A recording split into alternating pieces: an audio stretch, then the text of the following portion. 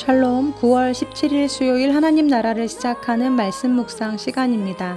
하나님께서 오늘 우리에게 주시는 말씀은 역대하 3장 1절에서 17절까지 말씀인데요. 젊은 삼누리 일순의 박경령 권사님께서 말씀을 봉독해 주시겠습니다.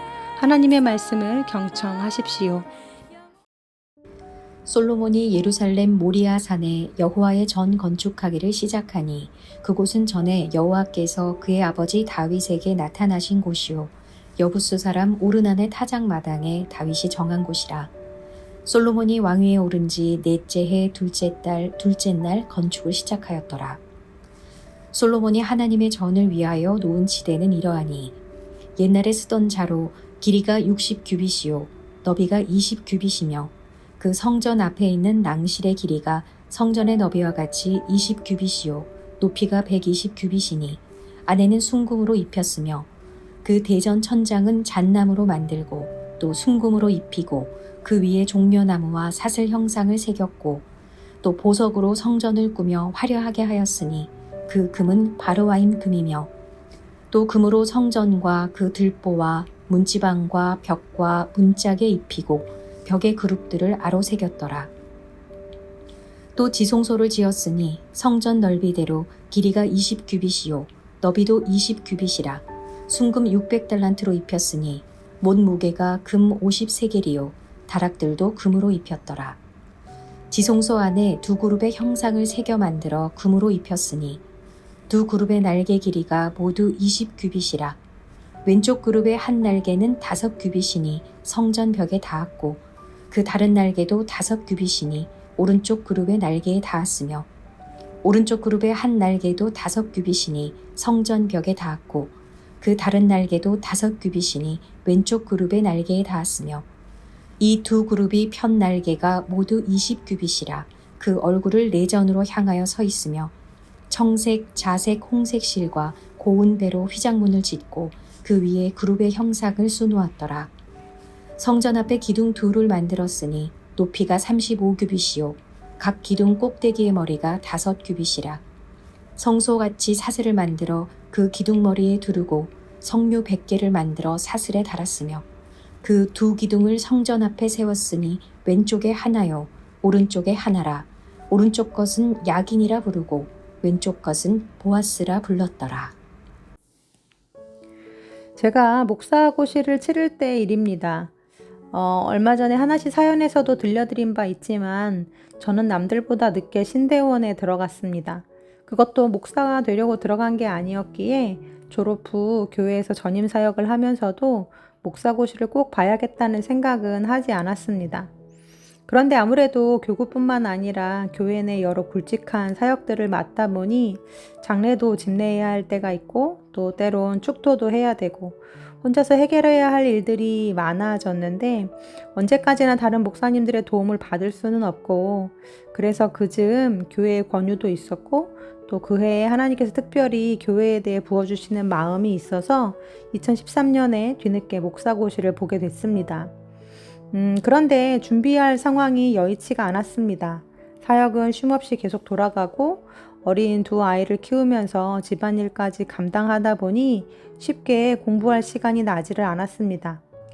그래서 목사고시를 보기 이틀 전에야 휴가를 내서 온전히 고시 공부에 매진할 수 있었습니다.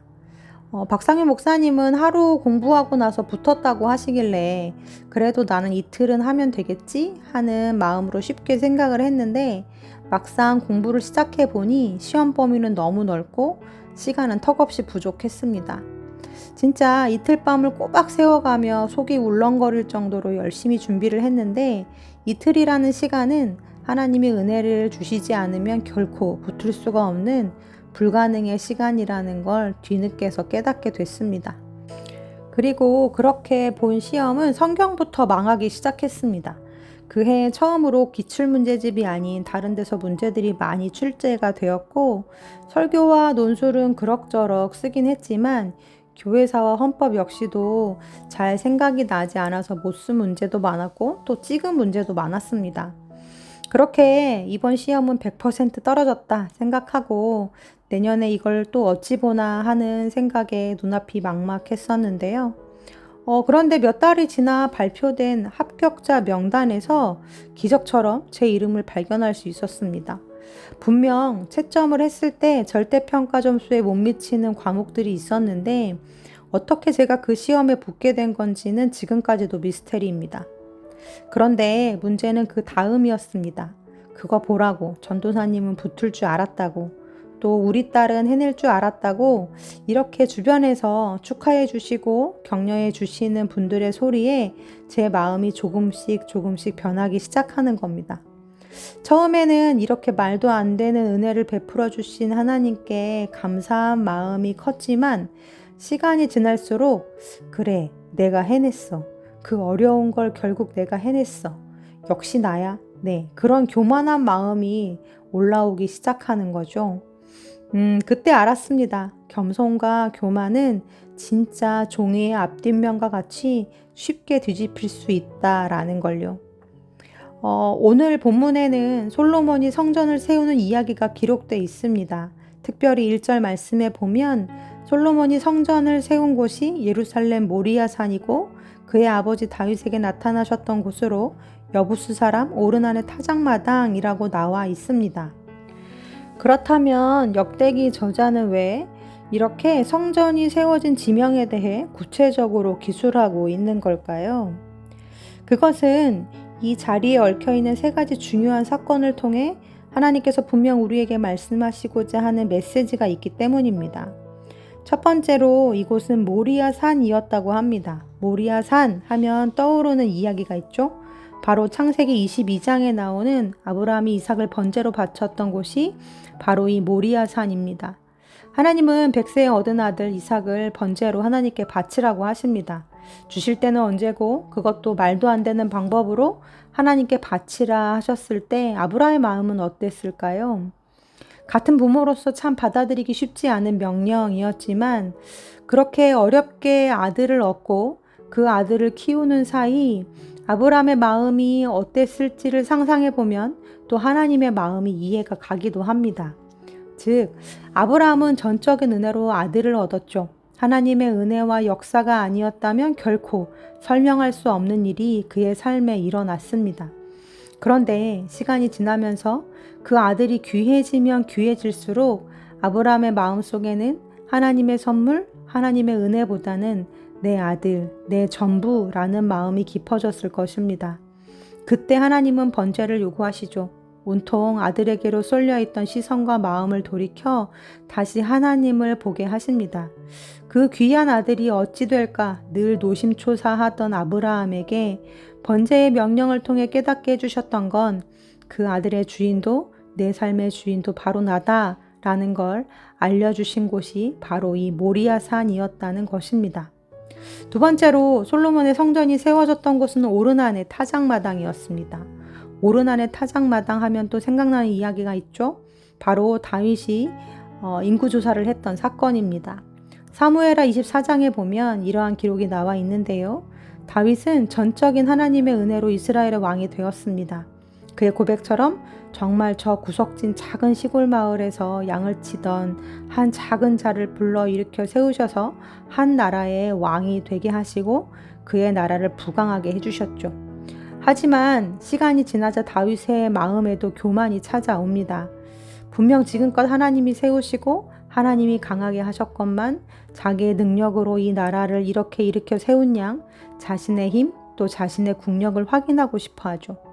그러한 동기에서 시작한 인구조사를 하나님이 기뻐하실 리 없었습니다. 그래서 하나님은 재앙을 내리시고 또한 이 일로 회개를 한 다윗이 여부스 사람 오르난에게서 땅을 사서 제단을 쌓았던 곳이 바로 이 오르난의 타작마당이었죠. 하나님은 이 사건을 통해서도 이 나라의 주인은 다윗 네가 아니라 바로 나다. 이 나라를 일으켜 세우는 것도 바로 나고 모든 능력과 지혜가 바로 나에게 있다라는 걸 다윗에게 알려주시죠. 솔로몬은 바로 그 자리에 성전을 세웁니다. 하나님의 주인 되심을 가장 잘 드러내는 그 자리에 하나님의 성전을 짓죠. 3절부터 시작해서 17절에 기록되어 있는 성전의 재료들이나 또 그 건축 양식을 보게 되면 정말 아낌없이 가장 좋은 재료로 가장 화려하고 훌륭하게 성전을 짓고 있음을 볼 수 있습니다. 심지어 목까지도 금으로 입혔다 하니 말은 다 했죠. 그런데 그 성전을 다 지어놓고 하나님은 그 성전 앞에 2개의 기둥을 세우게 하십니다. 기둥 하나의 이름은 야긴이었고 나머지 하나의 이름은 보아스였는데요. 야긴은 그가 세우신다 라는 뜻이고 보아스는 그에게 능력이 있다 라는 뜻입니다. 다윗은 성전에 쓰일 모든 재료를 다 준비해 놓고 죽었습니다. 성전을 지을 땅까지 사서 준비해 놓죠. 하지만 그걸 직접 지은 것은 솔로몬입니다. 건축을 위한 노동력을 확보하고 두로와 협상을 통해 기술자를 데려오고 성전에 들어갈 자재들을 준비하고 성전을 쌓아 올리는데 꼬박 7년여의 시간이 걸렸습니다. 이것은 곧 솔로몬이 모든 에너지와 정성을 다해 성전을 지었다는 걸 뜻합니다. 그럼 그 다음은 뭘까요? 솔로몬 안에도 이런 마음이 찾아오지 않았겠습니까? 내가 지었어. 이걸 내가 지었어. 그런데 하나님은 그 마지막에 가장 잘 보이는 곳에 야긴과 보아스 2 기둥을 세워두게 하십니다. 그래서 솔로몬이 자칫 교만과 착각에 빠지지 않도록 가장 중요한 것을 놓치지 않도록 가르쳐 주시죠. 아니야 솔로몬, 네가 세운 게 아니야. 내가 세웠어. 그리고 앞으로도 내가 세울 거야. 너에게 아무리 큰 지혜가 있어도 내 손에 엄청난 부와 귀와 능력이 있어도 이 모든 건 나에게서 나온 거야. 너희 힘이 아니라 나의 힘이야. 이걸 잊지 마 라고 솔로몬에게 말씀하시는 것입니다. 사랑하는 우리 성도님들, 아브라함과 다윗과 솔로몬을 거치며 하나님이 우리에게 동일하게 말씀하시는 것이 있습니다. 내 삶의 주인은 바로 하나님이시라는 것입니다. 우리는 이 진리의 말씀을 결코 잊어서는 안 됩니다. 나도, 내 자녀도, 내 가정도, 이 세상 그 무엇도 내가 주인이 된 것은 하나도 없습니다. 오직 하나님이 이 모든 것의 주인이십니다. 모든 걸 다 허락하셨던 에덴 동산에서도 선악을 알게 하는 나무를 주셔서 이 동산의 주인이 하나님이심을 기억하게 하셨던 것처럼 모든 지혜와 열정과 힘과 최고의 재료들로 아낌없이 부어 성전을 만들어 완공했지만 그 앞에 야긴과 보아스를 세워서 이 성전의 주인이 하나님이심을 기억하게 하셨던 것처럼 우리의 삶의 주인 역시도 하나님이시라는 사실을 잊지 말라고 하십니다.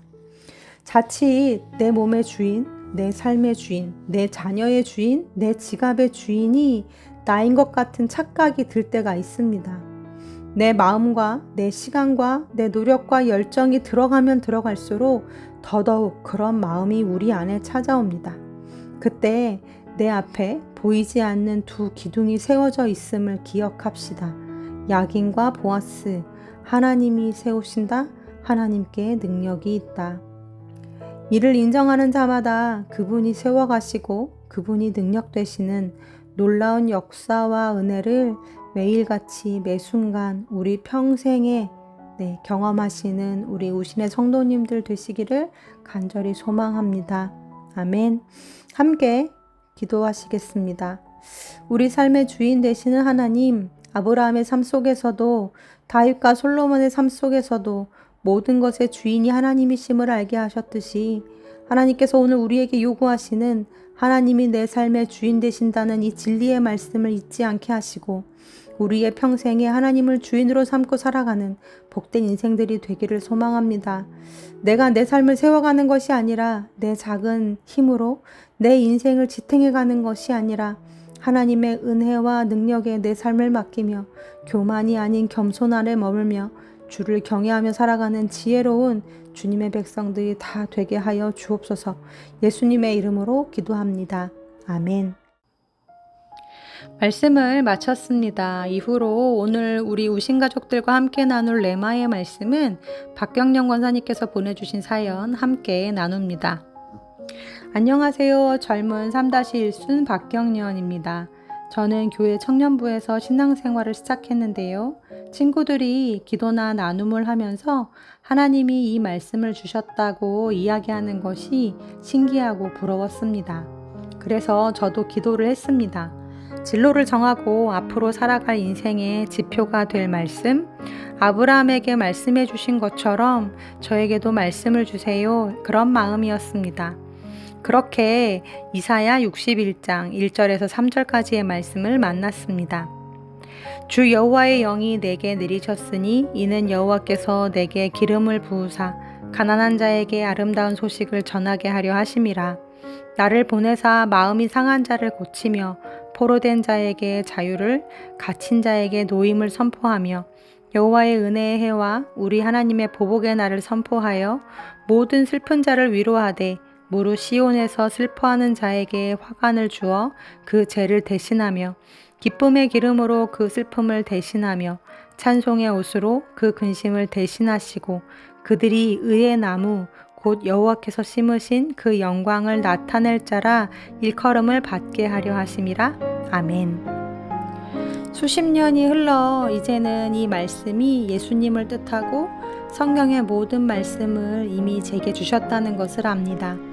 하지만 이 말씀을 떠올리며 온통 빛이신 예수님처럼은 아니어도 일터와 교회와 제가 속한 곳에서 자유와 위로와 기쁨을 나누는 작은 반딧불이 정도는 되면 좋겠다는 마음으로 오늘도 기도합니다.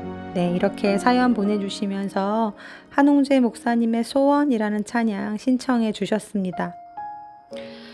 권사님이 보내주신 사연 읽으면서 캄캄한 밤 저 산 아래를 비추는 등불이나 어두운 바다를 비추는 큰 등대의 빛이 되지는 못해도 작은 반딧불이라도 내 작은 빛이 그 누군가의 삶을 위로하고 갇힌 것을 풀어주고 기쁨을 되찾아주는 삶을 살고 싶다는 그 권사님의 소원이 지금 권사님의 삶을 이끌어가고 있구나라는 생각이 드니까 우리 권사님 참 멋있다. 네, 그런 생각 들었는데요. 그 소원이 또한 저의 소원이자 우리 우신가족들의 소원이 아닐까 싶습니다. 오늘도 그 소원을 품고 살아가는 우리 모두에게 하나님께서 그 삶을 살아낼 힘과 능력을 주시고 그 위에 충만한 주의 영을 부어주시기를 간절히 기도합니다. 그럼 권사님께서 추천해 주신 소원 찬양 함께 들으시면서 더 깊은 묵상 하시겠습니다.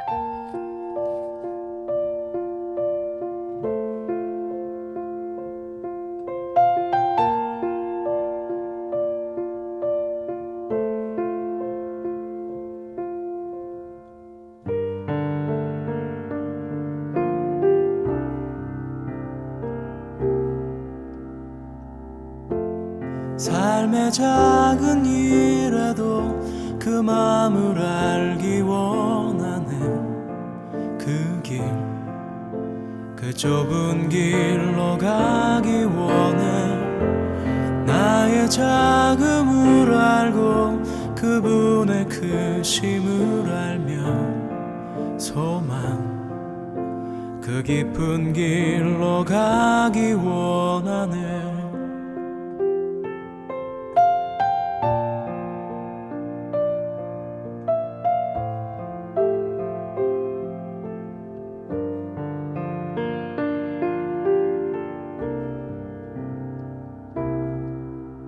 저 높이 솟은 산이 되기보다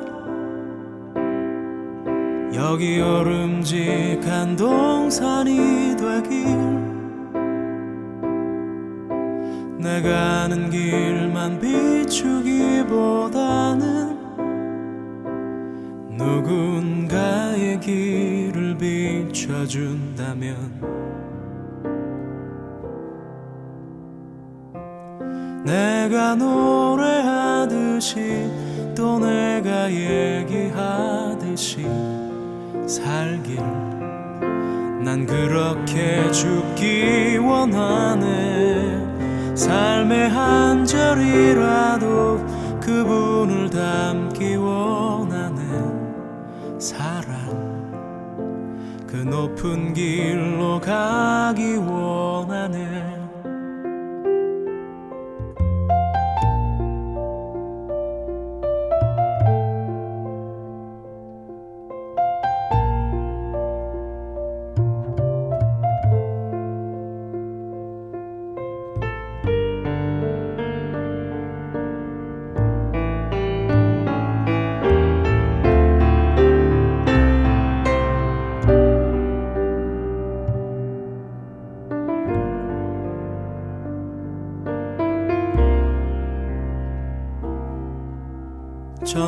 높이 솟은 산이 되기보다 여기 오름직한 동산이 되길 내가 아는 길만 비추기보다는 누군가의 길을 비춰준다면